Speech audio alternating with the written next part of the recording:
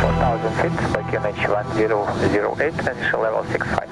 La mission EAP, donc Enhanced Air Policing, c'est une mission de protection de l'espace aérien des États baltes, donc les 3 États baltes faisant partie de l'OTAN et de l'Union européenne. Ils demandent l'aide aux pays membres de l'OTAN pour effectuer la protection de leur territoire. C'est dans ce cadre-là qu'on est déployé ici sur la base aérienne de Cholet, en Lituanie. Welcome to Šiauliai Air Base and wish you a safe flight and good hunt. On peut être amené à décoller sur ce qu'on appelle des Alpha Scramble, qui sont des alertes réelles pour aller identifier des appareils qui passeraient à proximité de l'espace aérien des États baltes, qui seraient soit inconnus, soit douteux. On peut également décoller sur des vols de type Tango Scramble, qui sont des vols d'entraînement, où là l'objectif c'est de tester nos procédures, notre réactivité.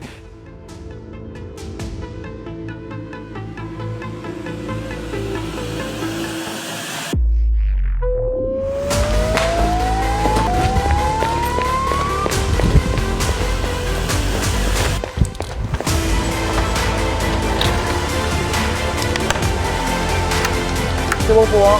À tout à l'heure.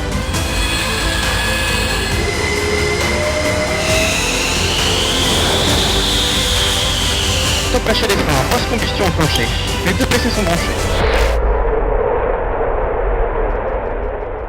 Quand nous décollons, nous ne savons pas pour quel type de mission nous décollons. Et c'est une fois en l'air que le contrôle aérien va nous guider et nous annoncer notre mission. Donc l'objectif, c'est d'être en l'air de manière très rapide et ensuite de recevoir nos ordres.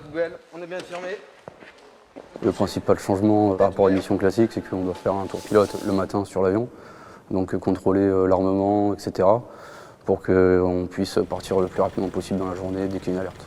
La configuration de l'avion pour une police du ciel, c'est du RR, donc 2 missiles Mika, un électromagnétique, un infrarouge, avec son canon. C'est contre-mesure électromagnétique, des paillettes et aussi infrarouge avec des chargeurs lance-cartouches.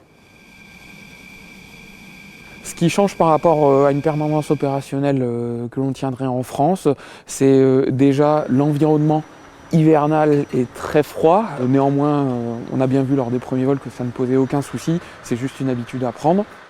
La deuxième chose qui va changer, c'est le fait de travailler sous les ordres d'un contrôleur et d'un centre d'opération otanien. Mais encore une fois, c'est une différence pour laquelle on va réussir à s'adapter très rapidement puisque nous avons l'habitude de faire des missions avec nos partenaires de l'OTAN.